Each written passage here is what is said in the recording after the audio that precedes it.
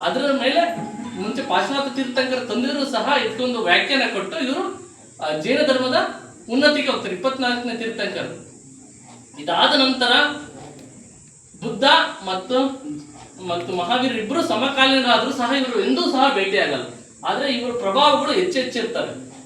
ಈಗಲೂ ಸಹ ಇವರ ಮೂಲ ಉದ್ದೇಶದಲ್ಲಿ 5 ತತ್ವಗಳಿದೆ.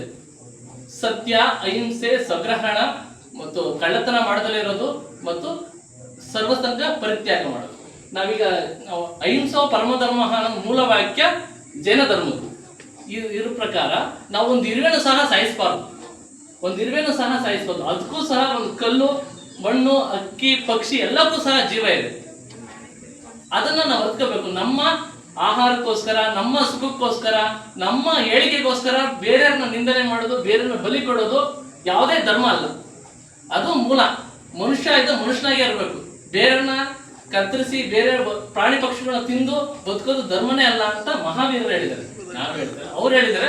ಅದನ್ನ ನಾವು ಬೆಳೆಸ್ಕೊಂಡು ಹೋಗ್ಬೇಕು. ಎಲ್ಲರೂ ಹಿಂಸೆ ಮಾಡ್ಕೊಂಡವ್ರೆ. ಈ ಯುದ್ಧಗಳು ನಡೀತಾ ಇದೆ.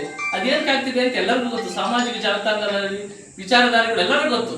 ಬೇರೆಯವ್ರ ಮೇಲೆ ತಮ್ಮ ಅತಿಯಾದಂತ ಉದ್ರೇಕದಿಂದ, ತಮ್ಮ ಲಾಲಸೆಗಳಿಂದ ಇವೆಲ್ಲ ಆಗ್ತಾ ಇದೆ. ಅದನ್ನ ನಾವು ಅನುಸರಿಸ್ತಾ ಮಹಾವೀರರು ಏನ್ ಹೇಳಿದ್ದಾರೆ ಅದನ್ನ ಅವ್ರು ಏನಕ್ಕೆ ಆಚರಣೆಗಳು ಮಾಡ್ತೀವಿ ಅಂದ್ರೆ ಅವ್ರು ಹೇಳಿದ ತತ್ವ ಸಿದ್ಧಾಂತಗಳನ್ನ ನಾವು ಅನುಸರಿಸ್ಲಿ ಅಂತ. ಈ ಸಂದರ್ಭದಲ್ಲಿ ಮಹಾವೀರರ ಮೂಲ ತತ್ವವನ್ನು ನಾವು ಅನುಸರಿಸೋಣ. ಮತ್ತೆ ಅವರು ಹೇಳಿಕೊಟ್ಟದ 2 ಮಾತನ್ನೆಲ್ಲ ನಾವು ಪಾಲನೆ ಮಾಡೋಣ ಅಂತ ಹೇಳ್ತಾ ಎಲ್ಲರಿಗೂ ಮಹಾವೀರ ಜಯಂತಿ ಶುಭಾಶಯ.